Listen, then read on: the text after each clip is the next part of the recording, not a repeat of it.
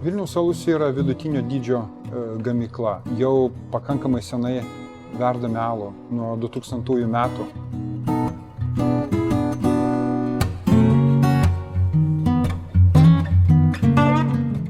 Esu Algirdas Bagatyrius, UAB Vilniaus alus generalinis direktorius.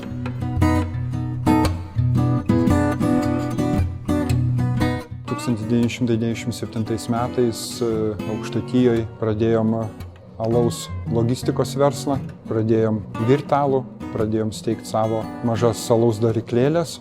Nuo to ir prasidėjo bendravimas ir alaus verslo pažinimas. Vartotojas Vilniaus alų pastebėjo jau senokai.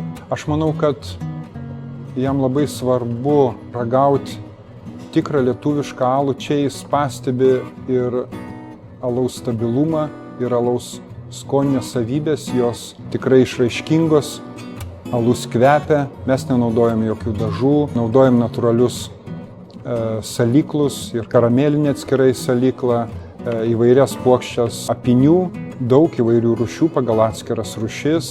Vartotojas tikrai gali ragaudamas alų įvertinti ir jos putą, ir aromatą. Ir manau, tai duoda savo rezultatą. Alus tikrai atrado savo vartotoją ir jau senokai. Alaus receptūras kūrėme patys su savo komanda. Mes naudojam klasikinę alaus virimo technologiją. Alaus pramonės srityje važiuojame į parodas, stengiamės neatsilikti nuo naujų rūšių, kurių prašo vartotojai. Vilniaus aluje naudojamos tik tai 4 ingredientai alui. Tai yra vanduo, apyniai, salyklas ir mielės. Nėra papildomų skonio, aromato, visokių ten medžiagų, stipriklių ir taip pat nėra cukraus pridėtinio. Visas tas cukrus arba tie vadinami angliavandeniai, jie yra tik tie, kurie buvo natūraliai grūduose, tai yra salyklė. Šitas principas Vokietijoje, tai jisai jau seniai priimtas kaip toks alaus įstatymas. Nes Vokietijoje, kadangi tas alus labai populiarus gėrimas yra, žmonės pradėjo ten iš jo daryti, bet ką. Ir tada jie nustatė, kad alus yra tik, jeigu yra 4 ingredientai, ne daugiau, ne mažiau. O visa kita yra ne alus, vadink jį kaip nori. Dėl to Vokietijoje tos alaus tradicijos, jos iš tiesų buvo ir išsaugotos ir jos nepasidarė kažkokia maišalinė. Vienas iš populiariausių Vilniaus alaus rūšių yra Vilniaus nefiltruotas, Vilniaus tamsusis ir kvietinis. Tai sakykime, mes nuo jų jau senokai ir pradėjom. Po to atsirado daugiau rūšių, kaip Canis lupus, lengvas vasaros, Vilniaus American IPA. Tai šitas rūšis jau pakoregavo rinką, vartotojas ieškojo naujų rūšių, naujų skonių.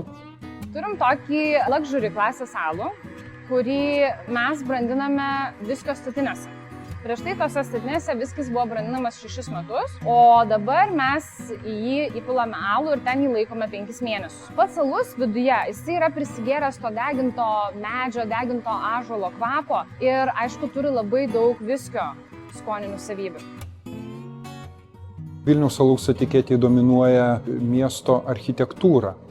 Tai iš pradžių pasirinkom Vilnių, paskiau įamžinom ir Kauną, ir Klaipėdą. Ir projektas tapo kaip, sakykime, galbūt toks simbolis. Vilniaus alus yra vertinamas užsienio rinkose iš tiesų dar ir dėl to, kad tiesiog rinkose yra ta tendencija, kad dauguma žmonių jie yra jau pavargę nuo apyniuotų, dirbtinai sukoncentruotų alų, kurie yra gaminami milžiniškais kiekiais ir skonio, kokybės jie neturi. Aš manau, kad Azijos šalyse ir ne tik Azijos žmonės vertina alų būtent dėl tos fermentacijos technologijos, tai yra natūralaus brandinimo, natūralios fermentacijos, kai papildomai procesai nėra pagreitinami. Nėra dedamas cukrus, nėra viskas sukišta ir sutrumpinta taip, kad maksimaliai jau ten išlaužti didžiulius kiekius, parduoti ir taip toliau. Vis dar yra nepamirštama kokybė. Ta technologija, kurią Vilniaus alus naudoja, tai būtų tas pats, kas jūs patys virtumėte, tik tai verdama ne 100, ne 200 litrų, o verdama 7 tonos, 8 tonos, 15 tonų. Bet principas yra tas pats. Ir būtent tai išlaiko alaus kokybę ir skonį ir tas jaučiasi.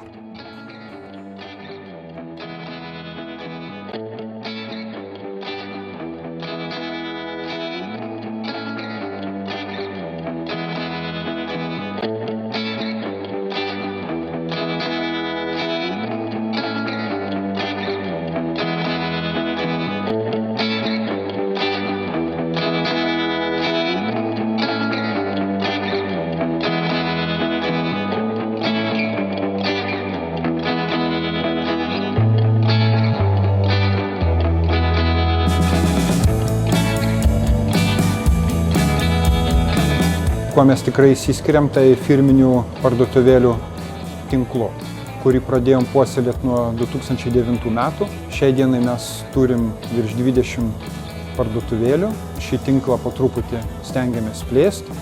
Tiesiogiai bendraujame su vartotoju. Mes pateikiam be tarpininkų savo produkciją, ją pristatom ir tai yra daug geriau negu tai daryti per tarpininkus. Toks pardavimo būdas pasiteisino ir mes jo esame patenkinti. Parduotuvėlėse mes stengiamės pardavinėti ne tik alų, sidrą, midų, kitus nealkoholinius gėrimus, tai gyrą, limonadą. Turim sukūrę techninės galimybės pilstyti alų su vienu perpylimu iš gamyklos, kur alus iš brandinimo talpų tiesiogiai perpilamas į 500 litrų dydžio talpas. Jos atvežamos į prekybos vietą iš gamyklos pakankamai greitai, prijungiamos prie šaldymo įrangos, kur alus palaikomas prie +2 laipsnių ir tiesiai pilamas pirkėjui į tiek į stiklo, tiek į plastikinius butelius.